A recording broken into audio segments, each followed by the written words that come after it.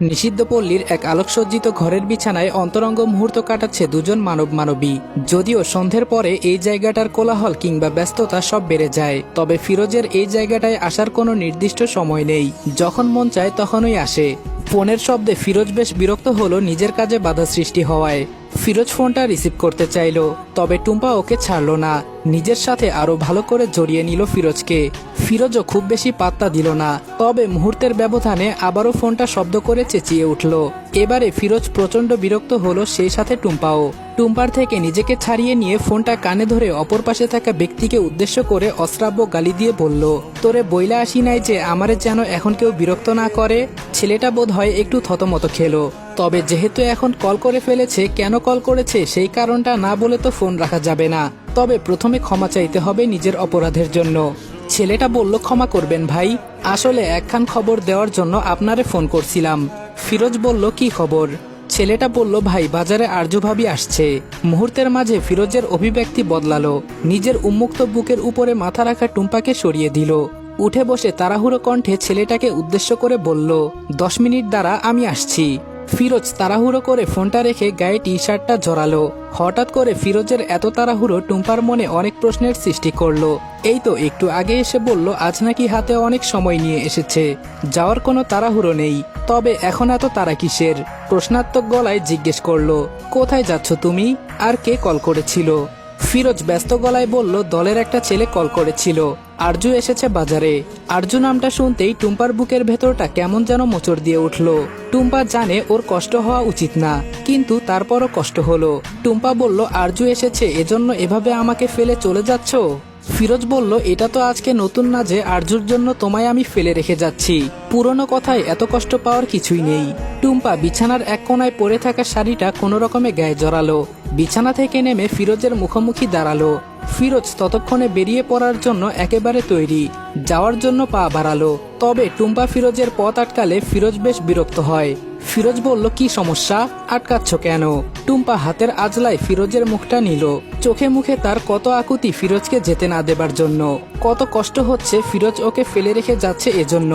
দু চোখ ছলছল করছে টুম্পার, তবে সেসব কিছু ফিরোজের উপর প্রভাব ফেলতে পারলো বলে মনে হয় না। বরং সে বিরক্তিকর গলায় বলল, আমার দেরি হয়ে যাচ্ছে, ছাড়ো আমাকে। টুম্পা কাঁদো কাঁদো গলায় বলল, তুমি না আমায় বলতে ফিরোজ তুমি আমাকে ভালোবাসো? তুমি না বলতে যে আমার ছোঁয়া পেলে তোমার সব দুঃখ কষ্ট দুশ্চিন্তা দূর হয়ে যায়? তুমি না আমায় বলতে আমায় কাছে পেলে তোমার পাগলামো বেড়ে যায়? তাহলে আজ কেন আমায় ফেলে চলে যাচ্ছ ওই মেয়েটার কাছে যে তোমাকে ঘৃণা ছাড়া আর কিছুই দিতে পারে না? ফিরোজ বলল, তোকে ভালোবাসি সেটা ঠিক আছে, কিন্তু তার মানে এটা নয় যে আর কাউকে ভালোবাসা যাবে না। ফিরোজের সম্বোধন তুমি থেকে তুইতে চলে এসেছে, যা টুম্পাকে অনেকটা হাসালো। নিজের গুরুত্ব ঠিক কতটা কম সেটা টুম্পা আরো একবার বুঝলো। তাচ্ছিল্য হেসে বলল, একসাথে দুজনকে ভালোবাসা যায়? আমি তো কখনো আর কাউকে ভালোবাসতে পারলাম না। কত খদ্দের তো আসে আমার রূপে, তারা নিজেদের সবকিছু বিলিয়ে দিতে প্রস্তুত। কই, আমি তো কখনো তাদের কাউকে আপন করি না তুমি ছাড়া। কথাটা বলার সাথে সাথে ফিরোজ টুম্পার চোয়াল চেপে ধরে দাঁতে দাঁত পিষে বলল, খবরদার, যদি আর কখনো তোর মুখে অন্য কাউকে ভালোবাসার কথা আমি শুনেছি। ভুলে গিয়েছিস অন্য কেউ তোর গায়ে হাত দিয়েছিল, এজন্য তোর আর তার কি অবস্থা করেছিলাম। কান খুলে একটা কথা শুনে রাখ, আজকে যে ভুলটা করলি ছেড়ে দিলাম, এরপরে যেন আর কখনো এই ভুলটা না হয়। আমার জিনিসের উপর যে নজর দেবে ওর চোখ আমি উপড়ে ফেলবো। এই যে ফিরোজ এত শক্ত করে টুম্পার চোয়ালটা চেপে ধরেছে, এতেও টুম্পার একটুও কষ্ট হলো না, বরং টুম্পার ভীষণ ভালো লাগলো। মনে হলো ফিরোজ ওর উপরে অধিকার দেখাচ্ছে, আর অধিকার তো সেখানেই দেখানো যায় যেখানে ভালোবাসা থাকে। তবে যদি টুম্পাকে ভালোবাসে ফিরোজ, তবে আরজুর কাছে বারবার কেন ছুটে যায়? টুম্পার গাল বেয়ে কয়েক ফোঁটা অশ্রু গড়িয়ে পড়লো। টুম্পার কান্না দেখে ফিরোজ ওর চোয়ালটা ছেড়ে দিল। টুম্পার যেন এটা আরো ভালো লাগলো, তবে টুম্পার চোখের জল ফিরোজকে একটু হলেও দুর্বল করতে পারে।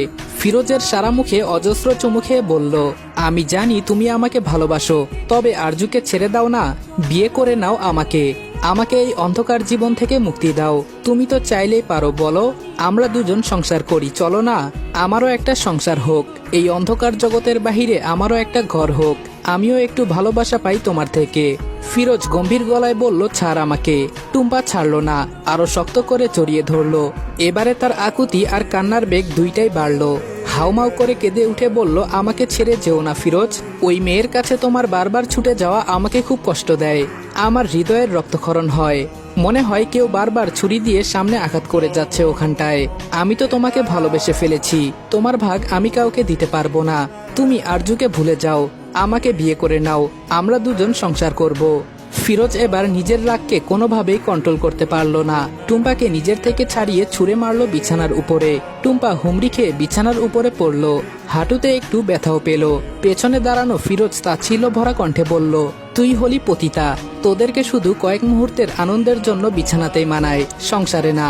তোরা হলি শুধুমাত্র মনোরঞ্জনের জন্য, আর সংসার করার জন্য আরজুদের দরকার। ভুলেও আর কখনো আরজুর জায়গা নেওয়ার চেষ্টা করবি না। তোর জায়গা এখানে, কেবল আমার শরীরে, তাও আমি যতদিন চাইবো। আর আরজুর জায়গা আমার মনে, আমার ঘরে, আমার পুরো জীবনে। বুঝতে পেরেছিস? কথাগুলো বলে ফিরোজ চলে গেল। টুম্পা বিছানার উপরে কান্নায় ভেঙে পড়ল। অদ্ভুত জীবন টুম্পার, চার দেয়ালের মাঝে বন্দি, এই অন্ধকার জগতের মাঝে বন্দি। যেই পুরুষটা নিজেদের আনন্দের জন্য ওদের কাছে আসে, সেই পুরুষরাই সম্মান দেয় না। নিজেদের প্রয়োজন শেষ হলে এভাবেই ঠিক ছুঁড়ে মারে, অমানুষের মতন আচরণ করে। অথচ ঠিক তেমনই একটা মানুষকে ভালোবেসে ফেলেছে টুম্পা। টুম্পা জানে ওই মানুষটাকে ভালোবাসা ওর জন্য অন্যায় হয়েছে, কিন্তু কি করবে, না ভালোবেসে তো থাকতে পারেনি। মানুষটা নিজের ভালোবাসার সরল স্বীকারোক্তি দিয়েছিল টুম্পাকে। টুম্পার গায়ে অন্য কারো ছোঁয়া লেগেছিল, এজন্য মানুষটা সহ্য করতে না পেরে কতই না ঝামেলা করলো। এত অবহেলা অবজ্ঞার মাঝে যখন ওই মানুষটার থেকে এক টুকরো ভালোবাসা পেল, একটু যত্ন পেল, তখন যে টুম্পা ওকে ভালোবাসতে বাধ্য হয়েছিল। তখন তো আর টুম্পা বোঝেনি সেই ভালোবাসাটুকু শুধুমাত্র ওই ঘরের বিছানায় সীমাবদ্ধ। টুম্পার ভালোবাসা কখনো সংসারে পরিণত হতে পারবে না।